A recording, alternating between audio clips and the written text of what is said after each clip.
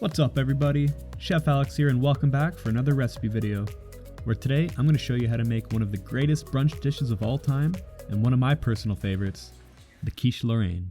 First, let's start off with making the dough.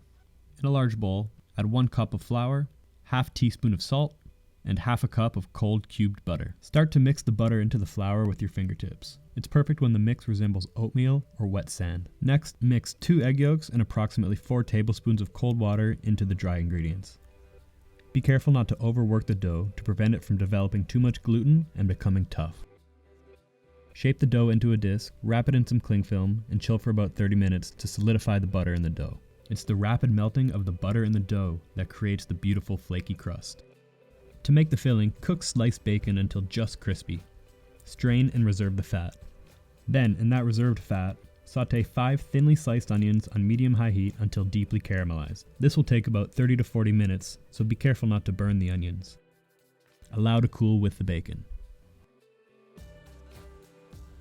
To make the custard, crack 6 free-range eggs into a bowl, then whisk together with 250 ml of milk, 250 ml cream, 1 teaspoon of salt, and 2 tablespoons of freshly chopped parsley until combined.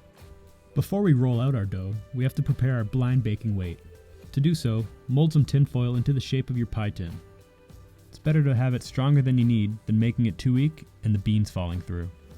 Next, line the bottom of the quiche pan with some parchment paper. Now for the fun part.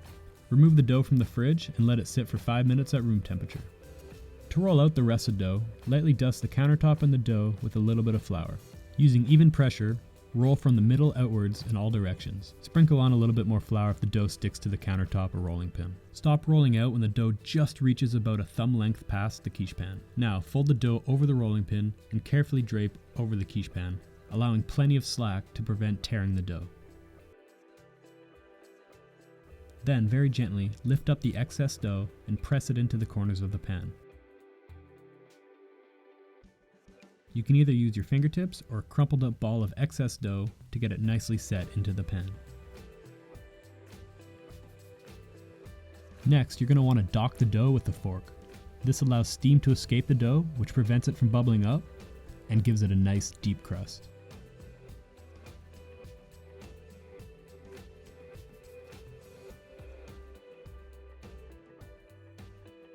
Transfer the pan onto a flat tray. Then carefully fit in your blind baking weight, taking care not to puncture any of the dough.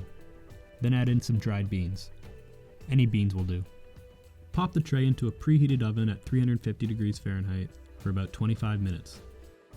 Then remove the weight and continue to cook for another 2 to 5 minutes, or until the base is set. If the dough begins to puff, very gently press down on it with a clean kitchen towel. Once the base is set, allow it to cool. Layer your cheese with a bacon and onion mixture, and slowly pour in the custard.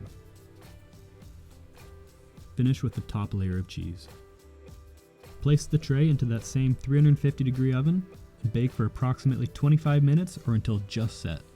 After about 5 minutes or so of cooking, you can add any remaining egg mix that may have been left over. Once the quiche is just set, remove it from the oven and allow to cool. Carefully cut the excess dough from around the edges. In hindsight, this would have been much easier to do while still hot.